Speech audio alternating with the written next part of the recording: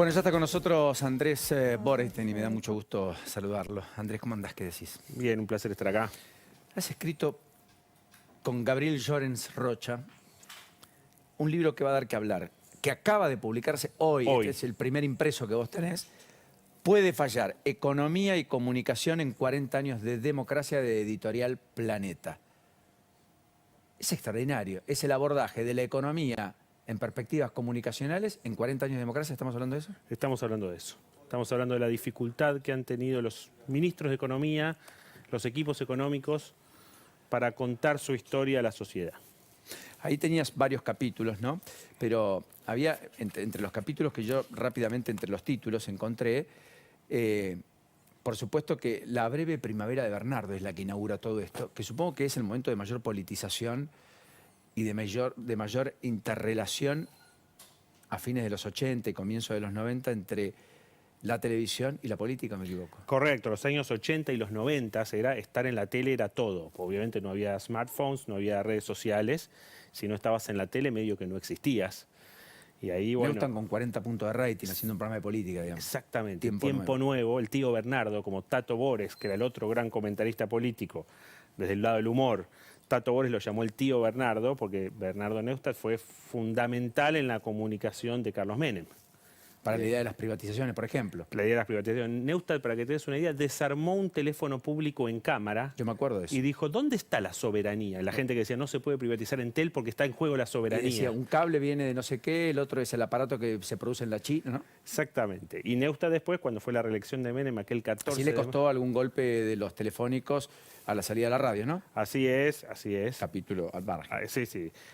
Pero bueno, fue quizás en eso también un adelantado, en esta...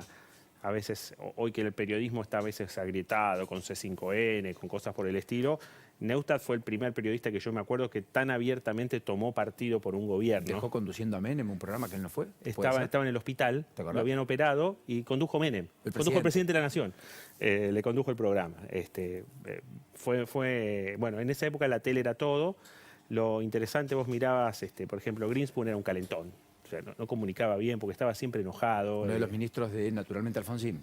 Claro, pero por ejemplo, Zurruil ya tenía una comunicación mucho más serena. Era muy formal, el tipo se miraba a cámara y leía. Autor del Plan Primavera. Sí, pero primero el Plan Austral, que fue muy exitoso. Me acuerdo el lanzamiento, lo vimos, Alfonsín primero y Zurruil después. Muy circunspecto, pero tratando de explicarle, por ejemplo, cosas como el desagio, que era muy difícil de explicar y yo vi ese video y lo explicó muy bien.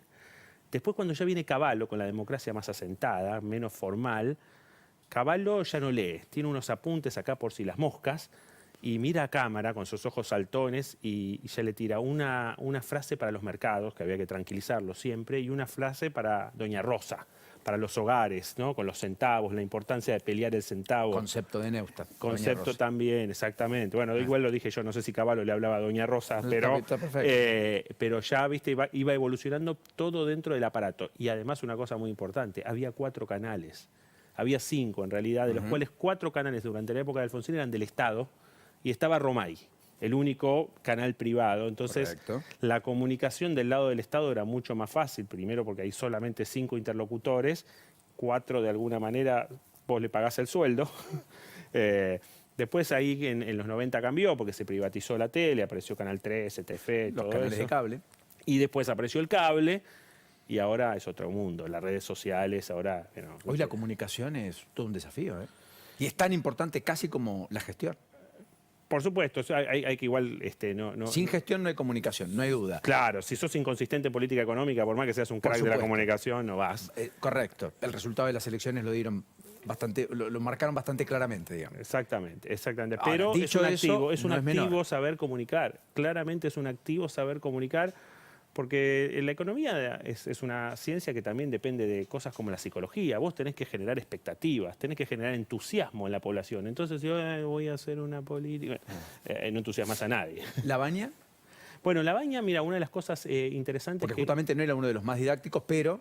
Era el de más aplomo, ¿no? Mira, 2 cosas interesantes de La Baña. Hablamos con muchos periodistas económicos y destacan mucho a La Baña y a Cavallo como tipos que se tomaban el trabajo de enseñarle a periodistas que no eran especialistas en la materia y les tenían paciencia y les explicaban las medidas. Los convocaba Cariló a veces, ¿no? Bueno, ahí está. Entonces, los tipos sabían que necesitaban, los periodistas son la forma que vos tenés para llegar a la gente. Entonces, era importante que los periodistas comprendan bien lo que vos querés transmitir. Entonces, a esos dos en particular. Y la otra cosa interesante de Labaña es no sobreprometer. Labaña mandaba presupuestos al Congreso con crecimiento del 3-4% en la época que la Argentina crecía al 7%. Era pijotero, porque además el excedente lo gastaba de manera discrecional desde la jefatura de gabinete de ministros. Bueno, eso le preguntamos y él dice que no, que en realidad una de las cosas que él decía es, si yo pongo 7, ya lo político me gasta 7. Si después pasa algo y crezco 3, yo no tengo forma de... entonces es mucho más fácil poner 3 y si creces 7 y te sobra la plata, vemos. O sea, Labaña como economista fue mejor que como político. No hay duda. Seguramente. A la postre, por los resultados, digamos, posteriores. Sí. Después vino el capítulo Vudú, más allá de algunos otros capítulos, porque vos tenés un capítulo acá muy atractivo, que es finalmente los 3 ministros y un estallido. ¿Querés contar un poquito de esos 3 ministros y un estallido? Porque es la analogía hace 22 años, ¿no? Bueno, claro, el tema de Machinea, de López Murphy y Cavallo, que bueno, terminó como todos sabemos en el 2001, ¿no? Donde ahí quizás también una cosa muy interesante, cuando llega Machinea y pone la famosa tablita de Machinea, el objetivo era dar credibilidad, es decir, mira, nosotros vamos a cerrar la brecha fiscal, entonces no vamos a necesitar financiamiento, entonces va a bajar la tasa de interés y la Argentina se va a recuperar. Yo creo que uno de los problemas que tuvo es que, más allá de que era una mala idea, creo yo, la tablita de Machinea, también no fue suficientemente bien vendida, no fue bien comunicada, y lo que podía ser una recuperación incipiente de la economía argentina terminó en una recesión más profunda. Después López Murphy, cuando hizo... Los 15 días, ¿no? Los 15 días, cuando él anuncia el plan, me acuerdo, un viernes a la tarde, y la tapa de Clarín del sábado fue el ajuste lo paga la clase media. Había la línea de flotación del votante de la Alianza. Y porque, por ejemplo, se metía con los fondos de la universidad, que la UBA siempre lo manejó los radicales, y bueno, entonces un político que no puedo mencionar estaba ahí, llamó a los editores de Clarín y le tiraron la tapa el día siguiente y su reacción fue Siamo fuori. Y efectivamente el lunes... Cambió también esa relación, ¿no? Antes decían, no, nadie resiste 3 tapas de Clarín. Bueno, mira cómo ha cambiado el mundo, ¿no? Ahora decir, nadie resiste 3 memes virales, 3 carpetazos de Twitter, si querés. ¿Están así? No sé si están así, pero claramente la forma, el smartphone cambió la política, cambió la forma en que nosotros y toda la sociedad se comunica, se relaciona con la política, y obviamente la política económica es parte de la política. Claro, ahora, qué desafío, ¿no? Porque si vos tenés que hacer todo en idioma de TikTok, son 15 segundos, 20, 30. Es título, el punto. Es otra historia. Ahí no hay manera de ir a la profundidad, de buscar cosas. Exactamente, y la verdad es que vos decís, mira, yo tengo este plan para el próximo gobierno, vos me das 10 minutos y yo te cuento el plan y yo te destrozo el rating. Digamos, ¿entendés? Porque no hay tiempo para escuchar 10 minutos a un tipo. Eso vale para una reunión. Si yo me reúno con empresarios, bueno, café de por medio, y me dan 10 minutos, media hora, 1 hora, y yo les cuento todo lo que voy a hacer como candidato. En los medios tradicionales es muy difícil. ¿De Vudú qué te quedó? Bueno, de Vudú, muy interesante. Quizás la obra más grande de Vudú fue en haber nacionalizado las AFJP. Sí, claro. Cuando el gobierno dijo la banca gana y se quedó con toda esa guita. Y bueno, lo hizo en un momento... Que le dio aire al gobierno en un momento muy delicado, de reservas en baja, recesión, etcétera, ¿no? ¿Sabes lo que tuvo Vudú ahí? Un timing espectacular. Porque lo hizo en octubre del año 2008, un mes después de que cayera Lehman Brothers. Correcto. Cuando el capitalismo global estaba en una situación muy, muy delicada, él dijo, bueno, en este bolonqui, hacemos lo de las FJP. Y hay una cosa muy interesante que tiene un poquito de actualidad. Vudú era el segundo del ANSES de ¿quién? Sergio Massa. Me dijo, yo veía cómo se operaba el off the record ahí. Vudú decía cómo se operaba el off the record de Massa. Claro. Él aprendió eso. Bueno, hay una historia que cuentan que lo cita en un bar, en un café en Santa Fe y Libertad, y ahí le dice Vudú a Massa que quiere nacionalizar las FJP, va a decir, te va a sacar. Entonces va a hablar con Néstor Kirchner Olivos, y efectivamente, no sé si Kirchner dijo sí, no. Pasó Cristina, dijo, ¿de qué están hablando? Y Néstor dijo, después te cuento. Y finalmente fue Néstor el que convence. Algo por el estilo. Fue así, y fue una cosa como que Massa le dijo, estás loco, pero déjame ver. Y a los 48 horas lo llamaron a Olivos a que lo explique. Impresionante.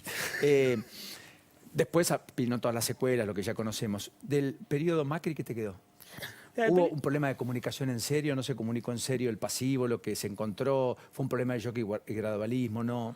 Mira, desde claramente hubo un problema ahí. Yo, digamos, la forma que me parece que hay que pensarlos, ellos decidieron no comunicar la herencia.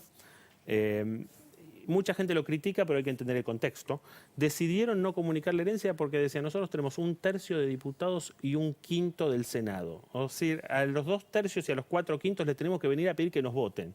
Si yo vomito todo lo que ellos me dejaron, sí, no me va a pasar ninguna ley. Ese fue el análisis que hicieron. A la postre vos decís, bueno, igual la tuviste muy difícil, quizás te hubiese convenido frente a la sociedad comunicar. Pero ese fue el análisis. Lo que sí fue interesante es que, bueno, ya fue el primer presidente de smartphone. Y la campaña de Macri ya fue una campaña de datos, de inteligencia, ya dejó de ser la campaña de los carteles de los viejos políticos, ya fue una campaña con muchísimo Facebook, en donde empezás con lo que ellos llaman conversaciones pequeñas con la gente, ¿no? Esto de ir y buscar la tapa de Clarín o La Nación para ver qué es lo que yo tengo que, lo que se llamaba en otra época el programa o la plataforma. ¿Te acuerdas de esa palabra? Plataforma. Los 80, los 70. Claro, bueno, ya no hay plataforma. A ver, ¿a vos qué te interesa? Educación, yo te doy la educación a otro. ¿Qué le importa? La economía. La segmentación sería. Exactamente, y eso, el smartphone. ¿Vos a quién seguís en Twitter? A los que te interesa, a los que tienen algo para decir de lo que te interesa a vos. Y todo es on demand. Ahora, después venimos al proceso de pospandemia, que eso todo lo potenció aún más, digamos. ¿Correcto? ¿Está bien? El emergente, los influencers, los TikTokers, lo que vos quieras, digamos. ¿Cómo está comunicando el gobierno hoy? Bueno, yo creo que no está, digamos, la economía no la está comunicando bien, pero está haciendo, yo diría, lo que puede, porque, digámoslo todo, cuando la economía no funciona, el comunicador, no le puedes echar la culpa al comunicador, lo mismo vale para, no sé, el vocero de Cavallo de octubre del 2001, y los problemas no eran lo que generaba ese vocero. Entonces yo creo que hoy, Massa, ¿qué tiene? Tiene cierta protección periodística, y ¿qué es lo que consigue hacer? Por ejemplo, con lo que anunció el domingo el Plan Platita 2, son lo que yo llamo photo opportunities, ¿no? Decir, bueno, políticas en serio no tengo, 0 alás, tachame la doble. ¿Pero qué tengo? Y bueno, voy a decir que le voy a devolver a los jubilados el IVA, no sé qué. Vamos, un videíto, un Instagram, el lunes los diarios hablan de eso. Es lo que hay. Todo se agota rápido, ¿no? Rapidísimo. Este es un proceso de aceleración en el desgaste de la toma de decisión, no menor en un gobierno. Esta frase no es mía, pero me encantó y la voy a repetir. Dice, esta comunicación a la masa es una historia de Instagram, dura un día. Perdón, repetilo. Digamos, esta comunicación como la que hace Massa es una historia de Instagram porque dura un día. Es fuerte, ¿eh? No es mía la frase igual, quiero... Andrés, no te puedo tener acá y no preguntarte por el aquí y ahora, aunque sea, tomémonos 2 o 3 minutos, fantástico recorrido, mucho vale la pena observar este libro. Puede fallar Economía y Comunicación de 40 años de democracia con Gabriel Llorens, hecho por el querido Andrés Borenstein. ¿Qué meta de inflación imaginás para el año? ¿Qué estás viendo en septiembre, más allá de lo que pasó en agosto? ¿Y qué tensión cambiaria supones? Bueno, voy por orden. 180 es mi número de fin de año. 180 inflación anualizada con el dato de diciembre. Claro, componiendo el 12 que tengo de agosto, el 12 de septiembre, quizás una desaceleración de 9 en octubre y doble dígito nuevamente en noviembre, diciembre. Todo eso te hace llegar al año, si no me acuerdo el número exacto, era 181, pero pongámosle 180.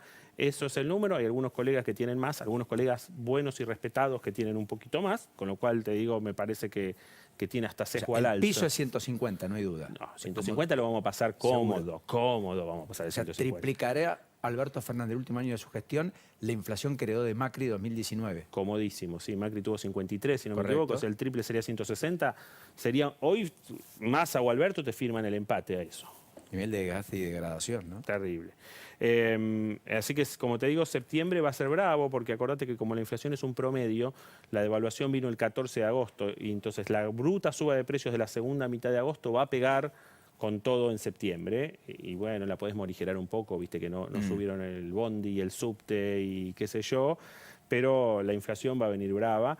Y lo que pasa, y el otro tema es la devaluación. Yo soy de los que cree que Massa va a cumplir su palabra de dejarle el 3.50 o 3.65, depende cómo lo mires, de tipo de cambio oficial hasta las elecciones. Va a cortar las importaciones que tenga que cortar. pero va a llegar porque, bueno, todavía, viste, la elección está abierta, increíblemente todavía está abierta. Entonces, a ver, si es otra devaluación antes, probablemente sería un golpe muy duro. Sería el game over.